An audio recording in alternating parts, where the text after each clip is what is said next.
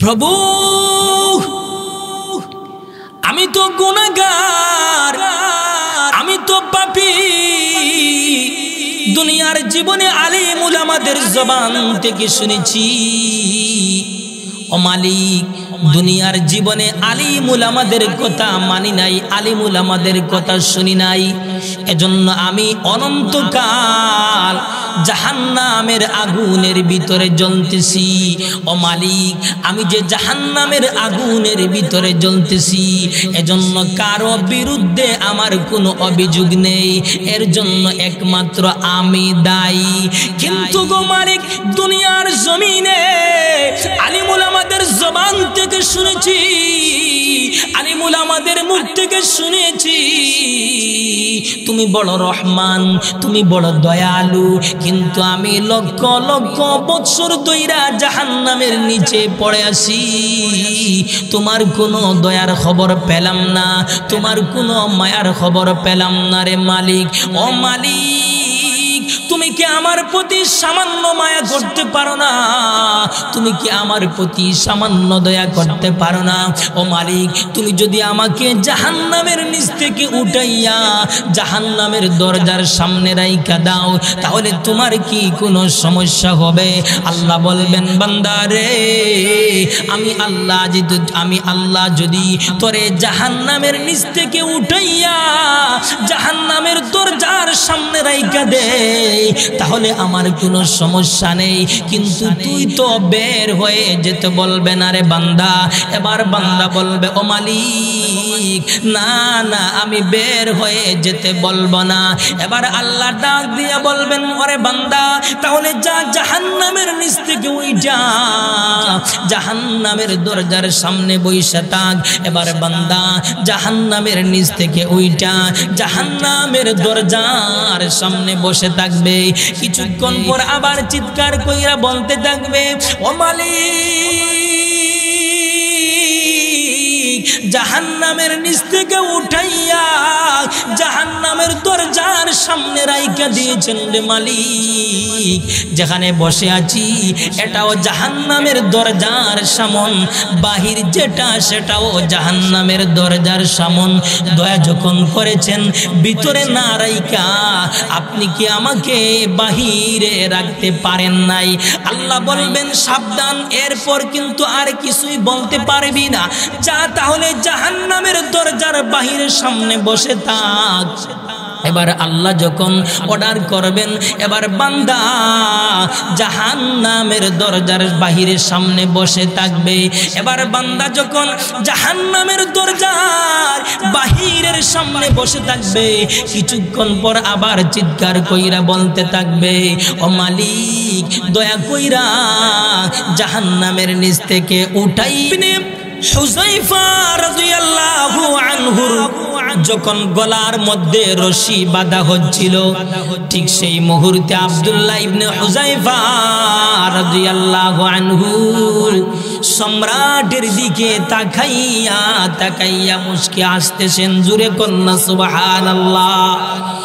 এবার সম্রাট চিন্তা করতেছে আহারে আমি তাদেরকে মারতে চাই, কিন্তু ওরা আমাকে নিয়ে তামাশা করে হাসি ঠাট্টা করে, সুতরাং এদেরকে এইভাবে মারলে হবে না, আরো ভয়ঙ্কর কঠিন পদ্ধতিতে এদেরকে মারতে হবে।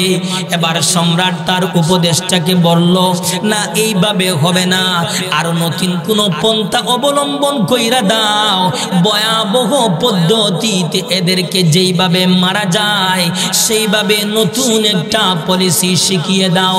এবার সম্রাটের উপদেষ্টারা বলতেছে তাহলে একটা কাজ করো, বিশাল একটা চুলা তৈরি করো, ওই চুলার মধ্যে কড়াই রাইখা দাও, কড়াইয়ের মধ্যে তৈল চাইলা দাও, এবার চুলার ভিতরে আগুন জ্বালিয়ে দাও। আগুন যখন জ্বালানো হবে, আগুন যখন দাউ দাউ দাউ দাউ করবে, এবার তৈল গরম হবে, তৈল গরম হওয়ার পর এমন অবস্থা যখন হবে তৈলটা যখন টকবক টকবক করতে থাকবে, ঠিক সেই সেই মুহূর্তে সাধারণ একজন মুজাহিদকে ওই তৈলের মধ্যে ছেড়ে দিও, অটোমেটিক দেখবা ওরা তোমার প্রস্তাবে রাজি হয়ে যাবে। এবার সম্রাট বিশাল একটা চুলা তৈরি করলো। চুলা তৈরি কইরা চুলার মধ্যে কড়াই রাখলো, কড়াইয়ের মধ্যে তৈল ছেড়ে দেওয়া হলো। এবার চুলার ভিতরে আগুন জ্বালিয়ে দেওয়া হলো। এবার আগুন যখন এমন অবস্থা হয়েছে দাউ দাউ দাউ দাউ করে জ্বলতেছে, এবার তৈল যখন এমন গরম হয়েছে, ফুটতেছে, টকবক টকবক করতেছে, এবার 17 জন মুজাহিদ মুসলমানকে কড়াইয়ের চতুর্দিকে দাঁড় করাইছে। এবার সাধারণ একজন মুজাহিদের হাত পা বাইদা ওই তৈলের মধ্যে ছেড়ে দিয়েছে। এবার চিন্তা করে দেখুন অবস্থাটা কি হয়েছে আমার ভাইয়েরা।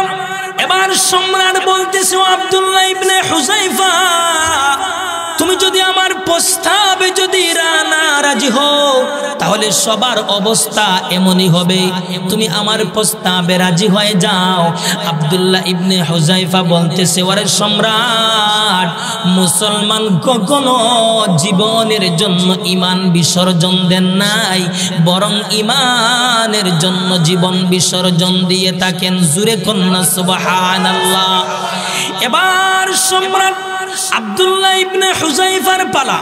এবার সম্রাট আব্দুল্লাহ ইবনে হুযায়ফা রাদিয়াল্লাহু আনহু হাত পা বাইদা যখন তৈলের মধ্যে ছেড়ে দেওয়া হবে, ঠিক সেই মুহূর্তে আব্দুল্লাহ ইবনে হুযায়ফার চোখ থেকে টপ টপ টপ টপ কইরা পানি পড়তেছে। এবার যখন পানি পড়তেছে, সম্রাট চিন্তা করতেছে এবার বুঝি আব্দুল্লাহ ইবনে হুযায়ফা আমার প্রস্তাবে রাজি হয়ে যাবে। কিন্তু আব্দুল্লাহ ইবনে হুযায়ফা বলতেছে, ওরে সম্রাট, তুমি মনে করছো আমি কান্নাকাটি করতেছি তোমার প্রস্তাবে রাজি হয়ে যাব? না রে সম্রাট, তুমি জানোনি আমি কিসের জন্য কান্নাকাটি করতেছি। আমার কান্নার কারণ হলো তুমি যে আমার আগে আমার যেই ভাইকে তৈলের মধ্যে ছেড়ে দিয়া শহীদ কইরা আল্লাহর তৈরি জান্নাতের ভিতরে পাঠিয়ে দিয়েছো, এজন্য আমি কান্নাকাটি করতেছি। জুরে কন্যা সুবহানাল্লাহ। ও সম্রাট, তুমি জানোনি তুমি আমার যেই ভাইকে তৈলের মধ্যে ছেড়ে দিয়েছো, ওর সাথে আমি সব সময় আমলের দিক দিয়ে প্রতিযোগিতা করতাম। ও যদি 2 রাকাত নামাজ পড়ে আমি 4 রাকাত নামাজ পড়তাম। ও যদি 5 টাকা সদকা করে আমি 10 টাকা সদকা করতাম। কিন্তু আজকে তুমি আমার অনেক ক্ষতি করে ফেলেছো। আমার ভাইকে তৈলের মধ্যে ছেড়ে দিয়া আল্লাহর তৈরি তুমি তাকে জান্নাতের ভিতরে পাঠিয়ে দিয়েছো। সুবহানাল্লাহ। এবার সম্রাট চিন্তা করতেছে, আহারে, এদেরকে মারলেও যদি এরা মরে না, তাহলে মারার চাইতে এদেরকে ছেড়ে দেওয়াটাই উত্তম। এবার সম্রাট আব্দুল্লাহ ইবনে হুযায়ফা রাদিয়াল্লাহু আনহুর কানে কানে গিয়া বলতেছে, ও আব্দুল্লাহ ইবনে হুযায়ফা, তুমি জি হয়ে যাও, তাহলে তোমারও ইজ্জত থাকবে, আমারও ইজ্জত থাকবে। আব্দুল্লাহ ইবনে হুযায়ফা বলতেছেন, প্রস্তাব কি? প্রস্তাব হলো তোমার সাথীরা যদি আমার কপালে এক একটা চুম্বন দেয়, চুম্বন দিয়া দিয়া যদি বের হয়, তাহলে আমি তাদেরকে বেকসুর ভাবে খালাস দিয়া দেব। আরে মুসলমান বোকা না, মুসলমান কখনো বোকা হতে পারে না। এবার দেখা যায় আব্দুল্লাহ ইবনে হুযায়ফা রাদিয়াল্লাহু আনহুর সম্রাটের কপাল মুবারকে হাত রাখলো, আর প্রতিটা মর্দে মুজাহিদ মুসলমান আব্দুল্লাহ ইবনে হুযায়ফার হাতে চুম্বন দিয়া দিয়া ঘর থেকে বের হইতেছে। সুবহানাল্লাহ, সুবহানাল্লাহ।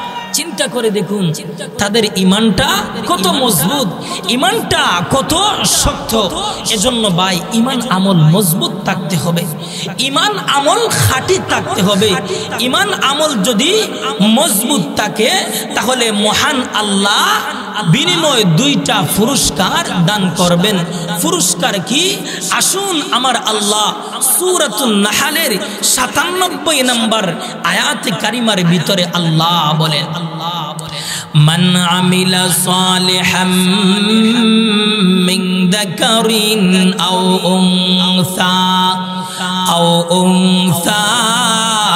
ওয়া হুয়া মুমিন ফালানুহিয়ান্নাহু হায়াতান তাইয়্যিবা ওয়া লানাজজিয়ান্নাহুম আজরাহুম বিআহসানি মা কানু ইয়ামালুন।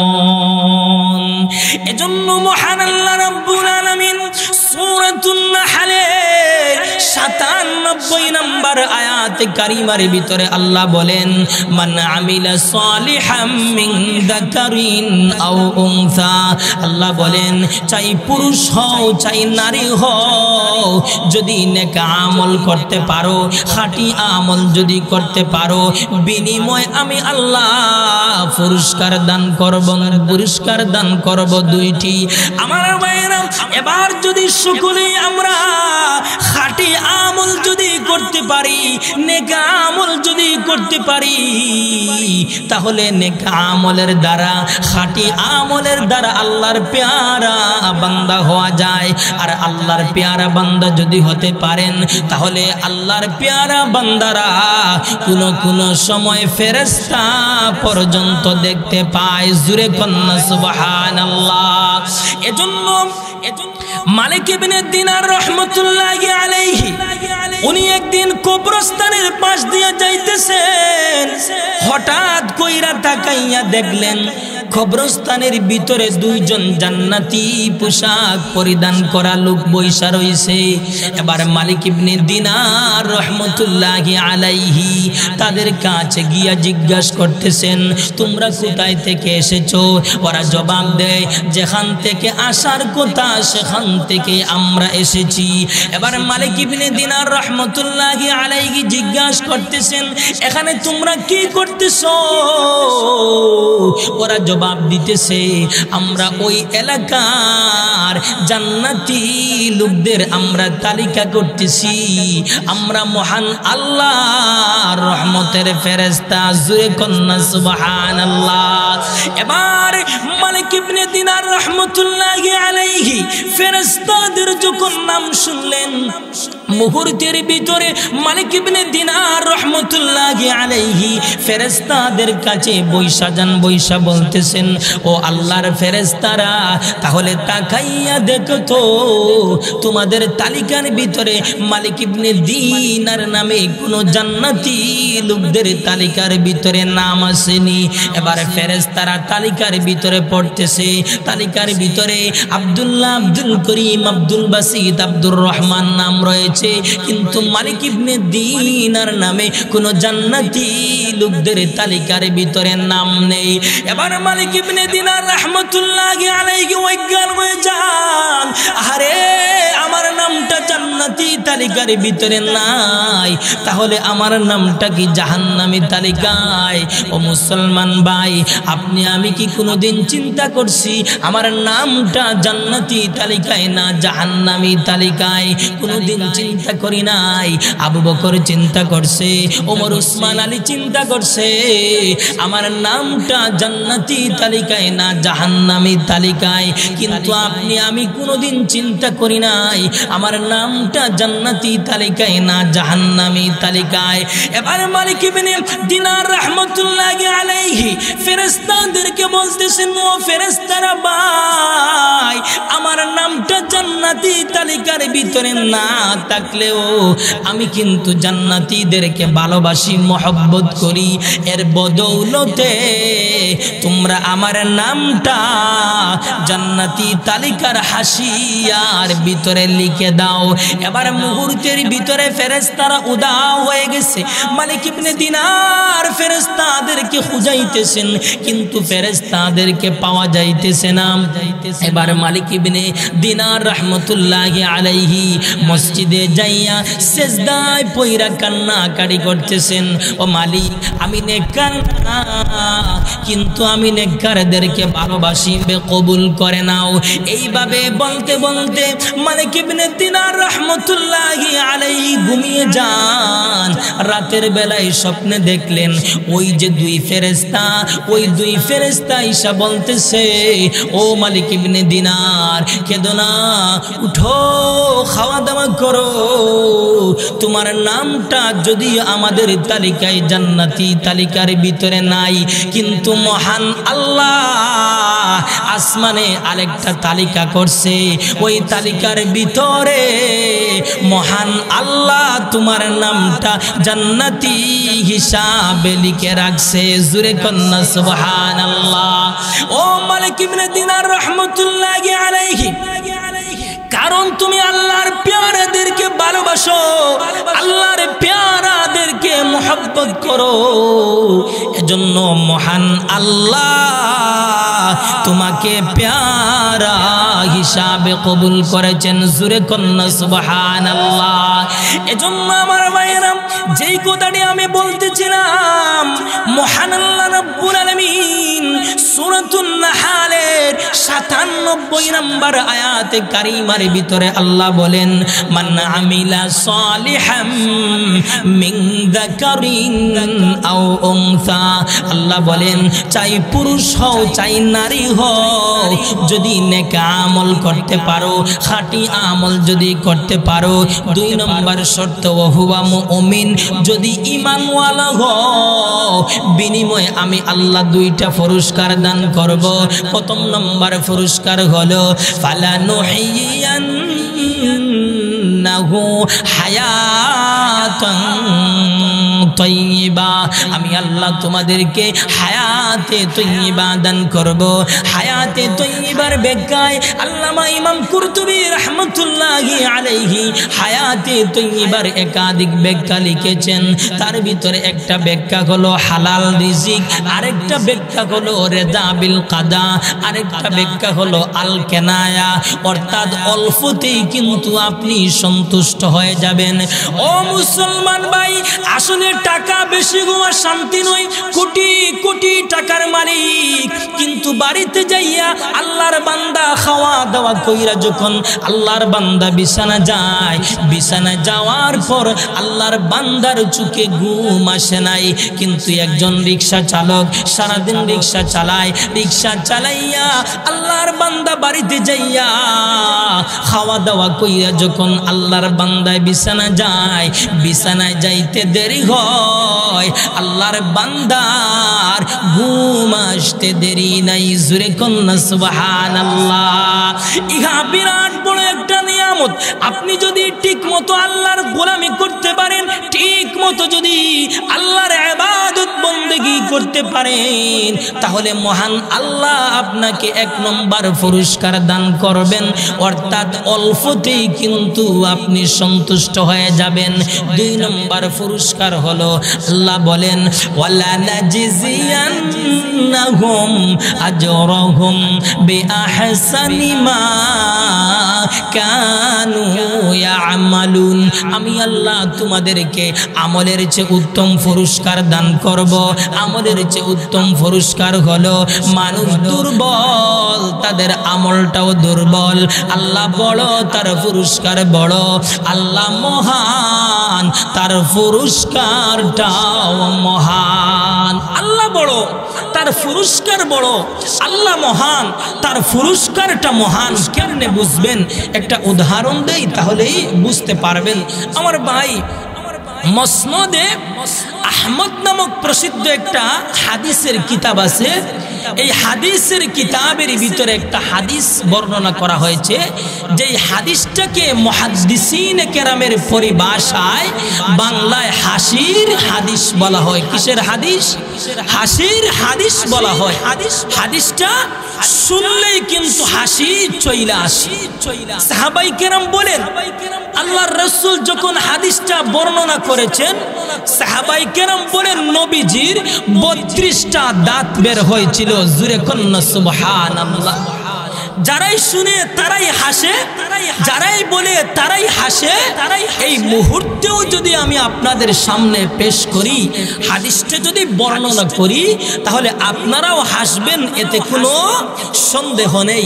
এবার আবার ভাবতে পারেন, অনেকে আবার মনে করতে পারেন এটা আবার কেমন কথা, ইসলামের ভিতরে হাসির আবার হাদিস আছে নাকি?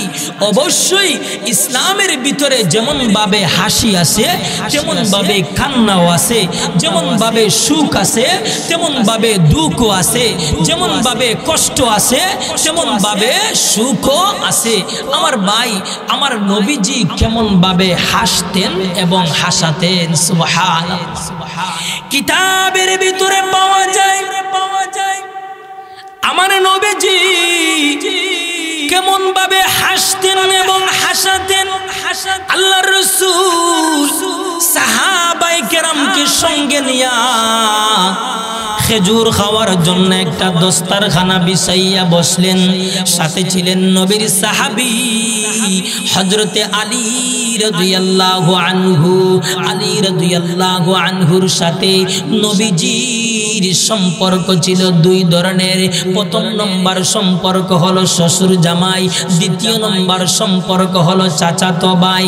শ্বশুর জামাই একটা দস্তারখানা বিছাইয়া বসলেন খেজুর খাওয়ার জন্য। সাহাবায়ে কেরাম দস্তারখানার চতুর্দিকে গোল হয়ে বসছেন খেজুর খাওয়ার জন্য। এবার দস্তারখানার মধ্যখানে খেজুরগুলা রাইখা দেওয়া হয়েছে, যার যেই পরিমাণ দরকার খেজুর নিতেছেন, খেজুর বুক করতেছেন। প্রত্যেকে খেজুরগুলা বুক কইরা প্রত্যেকের সামনে খেজুরের বিচি প্রত্যেকের সামনে রেখে দিয়েছেন। কিন্তু দেখা যায় নবীর সাহাবী আলী রাদিয়াল্লাহু আনহু সুকৌশল অবলম্বন কইরা নিজের সামনে না রাইকা নবীজির সামনে রাইকা দিয়েছেন। আলী ছিলেন হযরতে আলী রাদিয়াল্লাহু আনহু নবীজি খেজুরগুলা বুক কইরা নিজের সামনে না রাইকা আলীর সামনে রেখে দিয়েছেন। আলী ছিলেন অন্যমনস্ক অবস্থায়। দেখা যায় নবীর সামনে একটাও খেজুরের বিচি নাই, কিন্তু আলীর সামনে দ্বিগুণ বিচি। এবার খাওয়া যখন শেষ, খাওয়া শেষ হওয়ার পরে নবীজি সাহাবায়ে কেরামকে লক্ষ্য কইরা বললেন, ও আমার সাহাবীরা, আজকে খাবার কি ভালো হয়েছে? বলে হ্যাঁ, খাবার খুব সুস্বাদু হয়েছে, মজাদার খাবার হয়েছে। এবার নবীজি সাহাবায়ে কেরামকে লক্ষ্য কইরা বলেন, ও আমার সাহাবীরা, তাহলে তাকাইয়া দেখো তো কে কি পরিমাণ খেজুর খেয়েছো। সাহাবায়ে কেরাম সবাই সতর্ক হয়ে যান। নবীজি কোনোদিন এমন কথা বলেন নাই কে কি পরিমাণ খেজুর খেয়েছো। আজকে কেন বললেন এর কারণটা জানতে হবে। এর কারণ আছে। কোন কারণে নবীজি এমন কথা বললেন? একটা পর্যায়ে নবীজি সাহাবায়ে কেরামকে লক্ষ্য কইরা বললেন, ও আমার সাহাবীরা, খেজুরের বিচির দিকে তাকাইলেই বোঝা যাবে কে কত বড় পেটুক আর কে কি পরিমাণ খেজুর খেয়েছো। যেই মাত্র নবীজি ওই কথাটি বললেন, সাহাবায়ে কেরাম সবাই সতর্ক হয়ে যান। সবাই সতর্ক হইয়া প্রত্যেকের সামনের দিকে তাকাইলেন।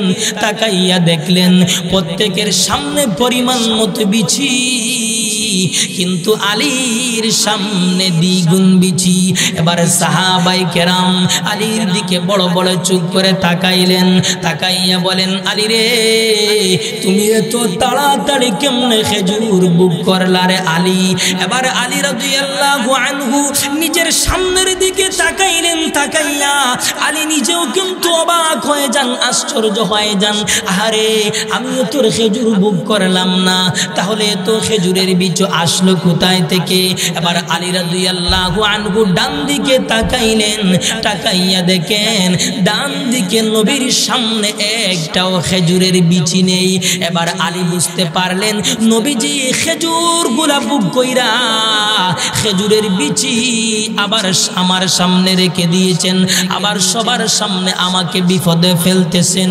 এই মুহূর্তে যদি আমি নীরবে বসে থাকি তাহলে সম্পূর্ণ অপরাধ ফাঁদ আমার গাড়ে চলে আসবো, তাই আমি নীরবে বসে থাকতে পারবো না, নীরবে সহ্য করতে পারবো না। এবার আলী রাদিয়াল্লাহু আনহু সম্মানের সাথে ইজ্জতের সাথে বলতেছেন, ইয়া রাসূলুল্লাহ, ইয়া হাবিবাল্লাহ, ওগো নবীজি, আপনি ঠিক বলেছেন, যার সামনে খেজুরের বিচি বেশি বোঝা যাবে সে বড় পেটু, সে বেশি খেজুর ভোগ করেছে। কিন্তু গো নবীজি, এটাও দেখার বিষয় কার সামনে একেবারে খেজুরের বিচি নেই। আমি তো খেজুরগুলা ভোগ কইরা খেজুরের বিচি আমার সামনে রেখে দিয়েছি, কিন্তু অনেকের তো এমনও দেখা যায় শুধুমাত্র খেজুর ভোগ করেন নাই, খেজুরের বিচি সহ খেয়ে ফেলেছেন। সুবহানাল্লাহ। এবার চিন্তা করে দেখুন, যেই নবী স্বয়ং জামাতার সঙ্গে এমন আচরণ করেন, এমন কৌতুক করেন, তাহলে কি বোঝা যায়? ইসলামের ভিতরে হাসিও আছে, ইসলামের ভিতরে কান্নাও আছে, ইসলামের ভিতরে সুখও আছে, ইসলামের ভিতরে দুঃখও আসে। তাহলে এবার আসুন, আমি আপনাদেরকে ওই যে হাসির হাদিসের কথা বললাম, এই হাসির হাদিসটা শোনানোর পর ইনশাআল্লাহ আজকের মতো আমি আমার বয়ান এখানেই সমাপ্ত করব। তাহলে আসুন আমি আপনাদের সামনে হাসির হাদিসটা পেশ করি। আমার ভাইরা, আল্লাহর রাসূল সাল্লাল্লাহু আলাইহি ওয়াসাল্লাম বলেন, সর্বশেষে মহান আল্লাহ যেই লোকটাকে জাহান্নাম থেকে মুক্তি দান করবেন তার কোনো আমল নাই, তার কোনো আমল নাই, কিন্তু ঈমান ছিল নিবু নিবু অবস্থায়। এজন্য মহান আল্লাহ তার ঈমানের বদৌলতে, মহান আল্লাহ তার ঈমানের বদৌলতে মহান আল্লাহ তাকে মাফ করে দেওয়ার জন্য আমার আল্লাহ সিদ্ধান্ত নিয়েছেন। এবার আল্লাহ যে মাফ করবেন, আল্লাহ যে মুক্তি দান করবেন, কেমনে মুক্তি দান করবেন, কেমনে মাফ করবেন? মহান আল্লাহ তার মুক্তির একটা পরিবেশ সৃষ্টি করবেন। পরিবেশটা কি? পরিবেশটা হলো তার মনে একটা আবেগ সৃষ্টি করে দেওয়া হবে। তখন সে চিৎকার কইরা আবেগের সাথে বলতে থাকবে, প্রভু, আমি তো গুনাহগার, আমি তো পাপী। দুনিয়ার জীবনে আলিম উলামাদের জবান থেকে শুনেছি, ও মালিক, দুনিয়ার জীবনে আলিম উলামাদের কথা মানি নাই, আলিম উলামাদের কথা শুনি নাই। এজন্য আমি অনন্তকাল জাহান্নামের আগুনের ভিতরে জ্বলতেছি। ও মালিক, আমি যে জাহান্নামের আগুনের ভিতরে জ্বলতেছি, এজন্য কারো বিরুদ্ধে আমার কোনো অভিযোগ নেই, এর জন্য একমাত্র আমি দায়ী। কিন্তু গো মালিক, দুনিয়ার জমিনে আলিম উলামাদের জবান থেকে শুনেছি, আলিম উলামাদের মুখ থেকে শুনেছি, তুমি বড় রহমান, তুমি বড় দয়ালু, কিন্তু আমি লক্ষ লক্ষ বৎসর ধইরা জাহান্নামের নিচে পড়ে আছি, তোমার কোনো দয়ার খবর পেলাম না, তোমার কোনো মায়ার খবর পেলাম না রে মালিক। ও মালিক, তুমি কি আমার প্রতি সামান্য মায়া করতে পারো না? তুমি কি আমার প্রতি সামান্য দয়া করতে পারো না? ও মালিক, তুমি যদি আমাকে জাহান্নামের নিচ থেকে উঠাইয়া জাহান্নামের দরজার সামনে রাইখা দাও, তাহলে তোমার কি কোনো সমস্যা হবে? আল্লাহ বলবেন, বান্দা রে, আমি আল্লাহ যদি তোরে জাহান্নামের নিচ থেকে উঠাইয়া জাহান্নামের দরজার সামনে রাইখা দে, তাহলে আমার কোনো সমস্যা নেই, কিন্তু তুই তো বের হয়ে যেতে বলবে না রে বান্দা। এবার বান্দা বলবে, ও মালিক, না না, আমি বের হয়ে যেতে বলবো না। এবার আল্লাহ ডাক দিয়া বলবেন, ওরে বান্দা, তাহলে যা জাহান্নামের নিচ থেকে উইঠা জাহান্নামের দরজার সামনে বইসা থাক। এবার বান্দা জাহান্নামের নিচ থেকে উইঠা জাহান্নামের দরজার সামনে বসে থাকবে। কিছুক্ষণ পর আবার চিৎকার কইরা বলতে থাকবে, ও মালিক, জাহান্নামের নিচ থেকে উঠাইয়া জাহান্নামের দরজার সামনে রাইখা দিয়েছেন রে মালিক। যেখানে বসে আছি এটাও জাহান্নামের দরজার সামন, বাহির যেটা সেটাও জাহান্নামের দরজার সামন। দয়া যখন করেছেন ভিতরে না রাইখা আপনি কি আমাকে বাহিরে রাখতে পারেন নাই? আল্লাহ বলবেন সাবধান, এরপর কিন্তু আর কিছুই বলতে পারবি না, যা তাহলে জাহান্নামের দরজার বাহিরের সামনে বসে থাক। এবার আল্লাহ যখন অর্ডার করবেন, এবার বান্দা জাহান্নামের দরজার বাহিরের সামনে বসে থাকবে। এবার বান্দা যখন জাহান্নামের দরজার বাহিরের সামনে বসে থাকবে, কিছুক্ষণ পর আবার চিৎকার কইরা বলতে থাকবে, ও মালিক দয়া কইরা জাহান্নামের নিচ থেকে উঠাইয়া জাহান্নামের দরজার বাহিরে বসার সুযোগ করে দিয়েছো। ও মালিক, ওই যে জান্নাত যা দেখা যাচ্ছে সেটাও জাহান্নামের বাহির। ও মালিক দয়া যখন করেছেন, মায়া যখন করেছেন, আপনি কি আমাকে জান্নাতের দরজার সামনে কি রাখতে পারেন নাই? আল্লাহ বলবেন, ওরে বান্দা তুই কতবার আমার সাথে ওয়াদা করছস আর কতবার লঙ্ঘন করতেছস। আল্লাহ ডাক দিয়া বলবেন, ওরে বান্দা বারবার ওয়াদা করতেছস আর বারবার ওয়াদা লঙ্ঘন করতেছস। এবার বান্দা বলবে, ও মালিক এটা আমার সর্বশেষ ওয়াদা, আর আমি ওয়াদা লঙ্ঘন করব না। এবার মহান আল্লাহ রাব্বুল আলামিন বান্দাকে বলবে, ওরে বান্দা তাহলে যা জান্নাতের দরজার সামনে বসে থাক।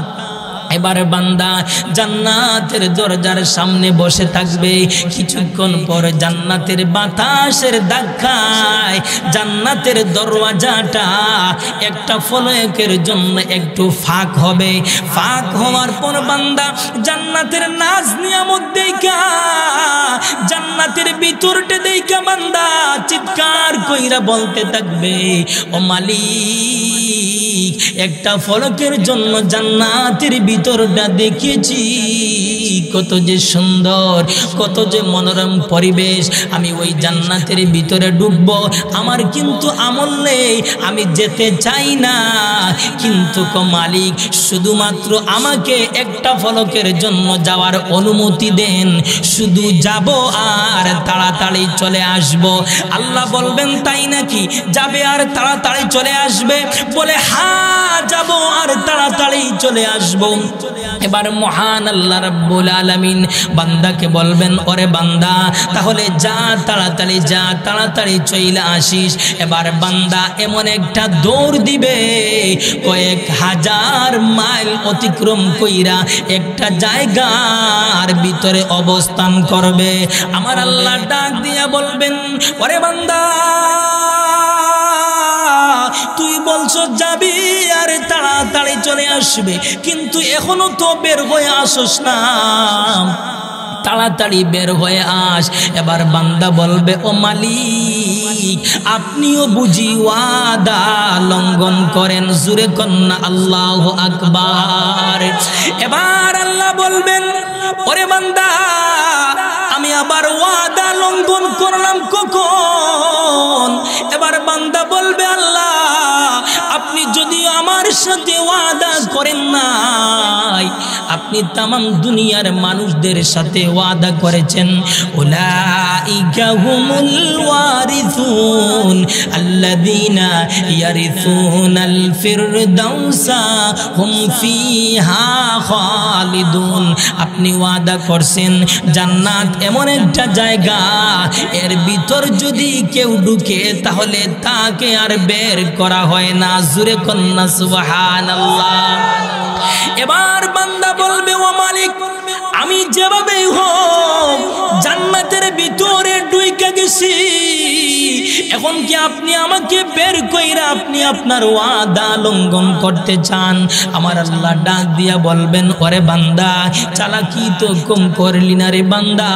কেমনে কেমনে চালাকি কইরা জাহান্নামের নিচ থেকে ওইটা জান্নাত পর্যন্ত ডুইকা গেছস, এখন আবার আমার সাথে পাল্টা ওয়াদা লঙ্ঘনের ওয়াদ। ওরে বান্দা শুন, আমি আল্লাহ তোকে বের কইরা আমি আমার ওয়াদা লঙ্ঘন করতে চাই না। জোরে কন্যা সুবহানাল্লাহ।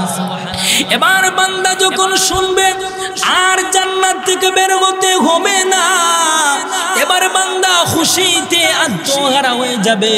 কিছুক্ষণ পর যখন হুঁশ চলে আসবে, এবার বান্দা টাকার জায়গা তালাশ করতে থাকবে। টাকার জায়গা তালাশ কইরা পাওয়া যাবে না। যেখানেই যাবে আরেকজন বলবে, আরে মিয়া এখানে লোক আছে। এইভাবে যেখানেই যাবে বলা হয় লোক আছে। শেষ পর্যন্ত বান্দা আসমানের মালিকের কাছে ফরিয়াদ করে, ও আসমানের মালিক, আপনি আমাকে জান্নাতের ভিতরে থাকার অনুমতি দিয়েছেন, কিন্তু অনুমতি দিয়া লাভ হলো কি? আমার তো থাকার কোনো জায়গা পাই না, তালাশ কইরা জায়গা পাই না। যেখানেই যাই আরেকজন বলে লোক আছে। আমার আল্লাহ ডাক দিয়া বলবেন, ওরে বান্দা, তুই বলতোস তোর থাকার জায়গা নেই, কিন্তু রে বান্দা শুন রে বান্দা, আমি আল্লাহ তোর জন্য ইন্নালাকা আশরাতা আমসালিদ দুনিয়া, আমি আল্লাহ তোর জন্য 10টা দুনিয়ার সমান একটা জান্নাত রিজার্ভ করে রেখেছি। জোরে কন্যা সুবহানাল্লাহ। এবার বান্দা যখন শুনবে 10 দুনিয়ার সমান একটা জান্নাত রিজার্ভ করে রাখছেন, এবার বান্দা বলবে, ও মালিক, যেখানে পা রাখার স্থান নাই আপনি বলছেন সেখানে আমার জন্য 10টা দুনিয়ার সমান একটা জান্নাত রিজার্ভ করে রাখছেন। ও মালিক, আপনি রহমান, আপনি রহিম, এরপরও আপনি কি আপনার বান্দার সাথে মস্কারি করেন? আল্লাহ বলেন, ওরে বান্দা, মস্কারি করা আমার শান নয়। আমি আল্লাহ ঠিকই তোর জন্য 10টা দুনিয়ার সমান একটা জান্নাত রিজার্ভ করে রাখছি। এবার আল্লাহ ফেরেশতাদেরকে অর্ডার করবেন, ও ফেরেশতারা যাও, আমার বান্দার রিজার্ভ কি তো জান্নাতের ভিতরে পৌঁছাইয়া দাও। এবার ফেরেশতারা বান্দার নামের রিজার্ভ কি তো জান্নাতের ভিতরে পৌঁছাইয়া দেওয়া হবে। এবার বান্দা যখন জান্নাতের ভিতরে ঢুকবে, আল্লাহ বলবেন, ওরে বান্দা, এবার বল তোর জান্নাতটা সাজাইতে কি কি দরকার? আরে ভাই, দুনিয়ার ভিতরে একটা ঘর সাজাইতে, দুনিয়ার ভিতরে একটা ঘর সাজাইতে খাটের দরকার আছে, চেয়ার টেবিলের দরকার আছে। আল্লাহ বলবেন, ওরে বান্দা, এবার বল তোর জান্নাতটা সাজাইতে কি কি দরকার? এবার বান্দা তালিকার ভিতরে লিখতে থাকবে। আমার আল্লাহ ডাক দিয়া বলবেন, ওরে বান্দা, দেখি তালিকার ভিতরে কি লিখতেছস? আমার আল্লাহ হাতে নিয়ে বলবে, হাতে নিয়ে দেখবেন কিছুই লিখতে পারে নাই। আল্লাহ বলবেন, ওরে বান্দা, অমুক অমুক জিনিসের নাম লিখ। এবার বান্দা লিখতে লিখতে লিখতে ক্লান্ত হয়ে যাবে, দুর্বল হয়ে যাবে। আমার আল্লাহ ডাক দিয়া বলবেন, ওরে বান্দা, লিখালিখি বাদ দে, আমি আল্লাহ আমার মতো কইরা তোর জান্নাতটা সাজিয়ে দেব। সুবহানাল্লাহ। ওই জান্নাতের ভিতরে ঢুকতে হলে ঈমান আমলের দরকার আছে, ঠিক কি না? এই জান্নাতের ভিতরে ঢুকতে হলে ঈমান আমল মজবুত করতে হবে। এজন্য আল্লাহ বলেন, মান আমিলা সালিহাম মিন যাকারিন আও উনসা, চাই পুরুষ হও চাই নারী হও, যদি খাঁটি আমল করো, ওহুয়া মুমিন, যদি ঈমানওয়ালা হও, তাহলে বিনিময়ে আমি আল্লাহ পুরস্কার দান করব 2টা। প্রথম নম্বর পুরস্কার হলো ফালানুহইয়ান্নাহু হায়াতান তাইয়্যিবা, আমি আল্লাহ তোমাদেরকে হায়াতে তাইয়্যিবা দান করব। 2 নম্বর পুরস্কার, ওয়ালা নাজজিয়ান্নাহুম আজরাহুম বিআহসানি মা কানু ইয়ামালুন, আমি আল্লাহ তোমাদেরকে আমলের চেয়ে উত্তম পুরস্কার দান করব। আমলের চেয়ে উত্তম পুরস্কার হলো, মানুষ দুর্বল, তাদের আমলটাও দুর্বল, আল্লাহ বড়, তার পুরস্কার বড়। আল্লাহ মহান, তার পুরস্কার মহান। পুরস্কারটা কি? পুরস্কারটাই হলো জান্নাত। জোরে কন্না সুবহানাল্লাহ। আসুন আসুন আল্লাহ পাক রব্বুল আলামিন আমাদের সকলকে চিরসুখের জায়গা ঈমান আমল মজবুত কইরা চিরসুখের জায়গা জান্নাতের মেহমান হওয়ার আল্লাহ যেন তৌফিক দান করেন আমিন ওয়া আখিরু দাওয়ানা আনিল হামদুলিল্লাহি রাব্বিল আলামিন।